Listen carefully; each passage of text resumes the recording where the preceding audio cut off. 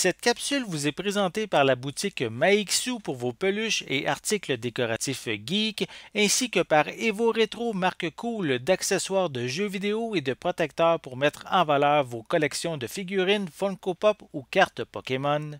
Allô tout le monde, c'est Marjane et je vous retrouve aujourd'hui pour une nouvelle critique de film. Il s'agit d'une comédie romantique que j'ai pu voir hier soir de chez moi.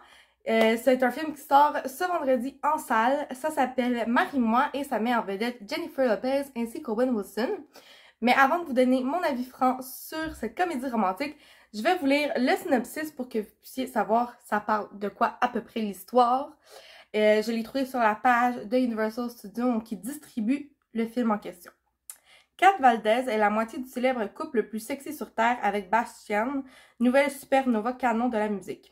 Alors que leur chanson à succès Marie-moi atteint le sommet des meilleures ventes, le couple est sur le point de se marier devant un public de fans dans une cérémonie qui sera diffusée en direct sur plusieurs plateformes sociales.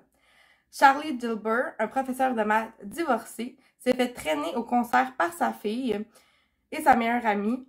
Quand Kat apprend quelques secondes seulement avant la cérémonie que Bastian l'a trompée avec son assistante, sa vie prend un tournant et elle perd le contrôle sur scène. Remettant en question amour, vérité et loyauté, c'est justement quand son monde fragile s'effondre que son regard croise celui d'un étranger, un visage dans une foule.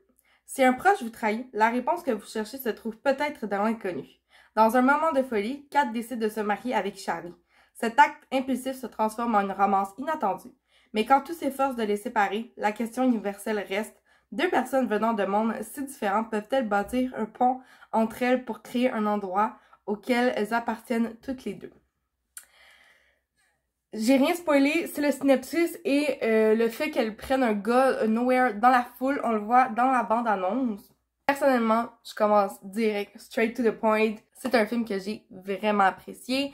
J'ai passé un bon moment, j'ai ri. J'ai une petite larme à la fin parce que c'est tellement cute comme film et c'est ça, j'ai vraiment aimé ça. C'est une bonne comédie romantique mais pas trop cliché et j'ai trouvé que ça faisait différent de ce qu'on a l'habitude de voir. J'ai trouvé qu'il y avait de la nouveauté. Puis aussi ce que j'ai aimé, c'est l'effet un peu plus réaliste.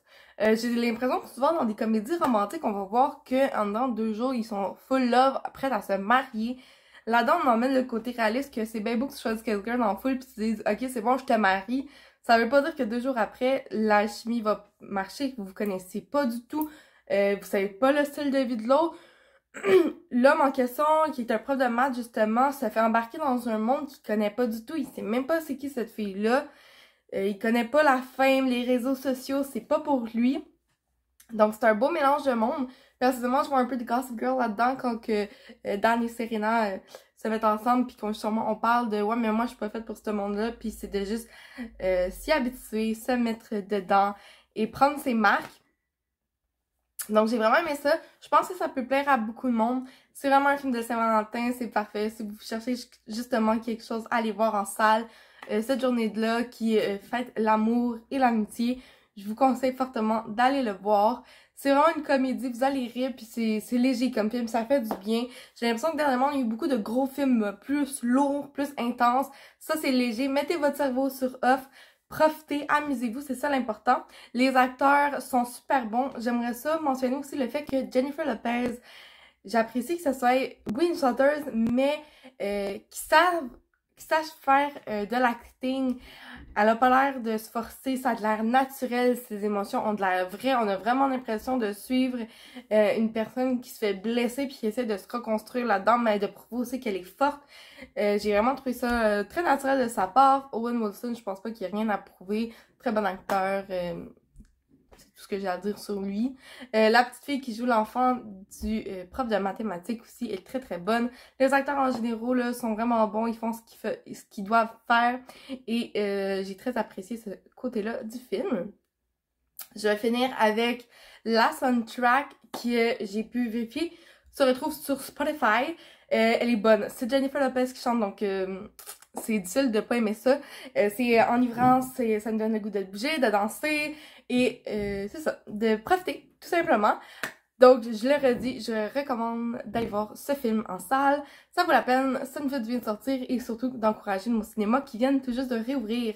Alors là-dessus, ben, je vais vous dire à la prochaine pour une autre critique. Passez une excellente journée. Bye!